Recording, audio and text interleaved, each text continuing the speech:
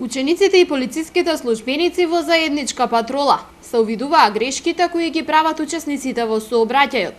Целта е да се подигне сообраќајната култура уште од најрана возраст. Ќе спаднеме со наши возила, со наши патроли, со сообраќајниве полицајци и ќе видат практично, затоа се што работевме теоретски, како се работи, сега ќе видат, имаат прилика да го видат во живо како ние работиме, се оно што сообраќајници полицајци секојдневно се среќаваат, да видат, да се запознаат, да споделат искуства, да директно да бидат инволвирани, да учествуваат во сето тоа. Неколкумина ученици заедно со полицијата денеска правеа контрола дали граѓаните ги почитуваат сообраќајните правила.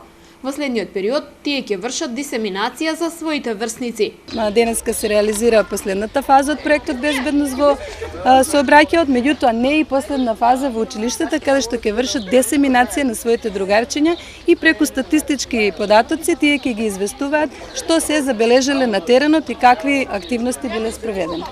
Проектот Безбедност во сообраќајот го поддржа Општинската организација на Црвениот крст, чии волонтери се вклучија во активностите на терен. Овие проектни активности предвидуваат имаат и хуманитарен карактер, што станува збор и за учество на организацијата на Црвениот крст во безбедноста на сообраќајот, особено со аспект на грижа за старите лица.